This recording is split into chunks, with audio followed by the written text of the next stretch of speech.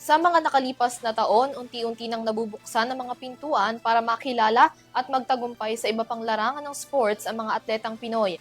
At sa nalalapit na SEA Games, larangan naman ng archery ang nais dominahin ng Team Pilipinas. Kung paano nila ito pinaghahandaan, alamin sa Balitang Sports, hatid ni Kyle Basa. The morale is really high right now. So right now medyo kami yung nagtitaper ng konti in terms of where the archer, baka they're overstretching na eh. So we don't want them to peak too early also. Yan ang saad ng World Archery Philippines President na si Bing Riaport tungkol sa sitwasyon ng koponan para sa gaganaping SEA Games. Kasama niya sa ginanap na forum ay ang mentor ng World Archery Philippines na si Ryu Ju Seng, isang miyembro o coach ng Team Korea na nagbagi ng medalyo noong Rio 2016 at Tokyo Olympics 2020. Ipinahayag ni WAP President Bing ang dahilan kung bakit si Coach Ryu Ju Seng ang pinili niya upang maging coach ng Archery Philippines. So, actually, wala namang problem in terms of our local coaches are really good. Sa totoo lang. They have the skills naman to teach. However, as the sport is evolving, we have to put in the new knowledge.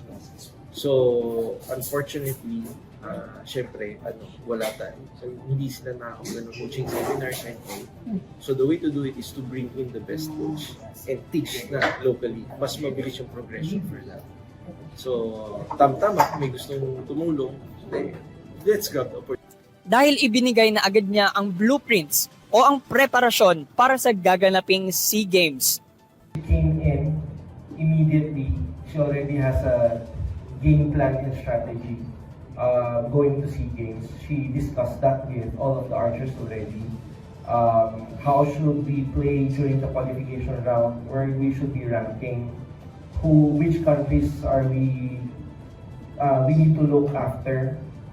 Which countries that we think easily we can beat them. So those are the insights that's already given to the team. So that's where they are really currently focusing. So very targeted, very strategic yung plans. Naglabas din ng pahayag si Coach Ryu Ju Seng sa kanyang karanasan sa pagiging coach sa World Archery Philippines. Dagdag niya dito ang kanyang pagkagalak dahil ramdam niyang punong-puno ng dedikasyon ang mga archers ng Pilipinas. 너무 행복하고 해피. 왜냐하면 선수들이 너무 많은 훈련을 하루에 400발 쏘고 힘든데도 웃으면서 그거를 하려고 하는 모습이 너무 행복하고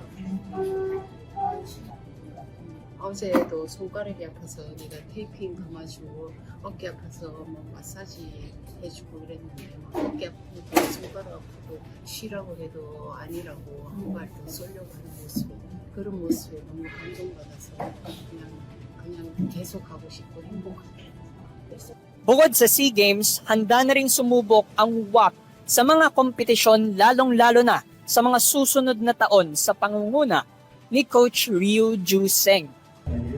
So the plan is going to 2026. 2026.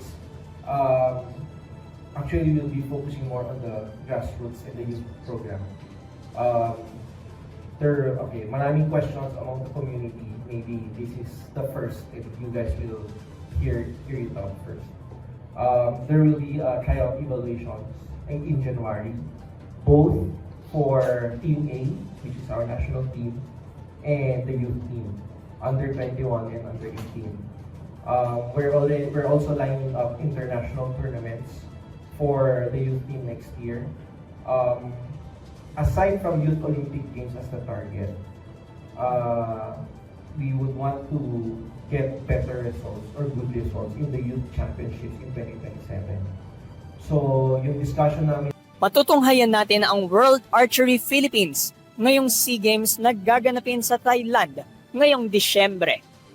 Para sa EuroTV News, ako si Kyle Basa, sumasaludo sa bawat Pilipino.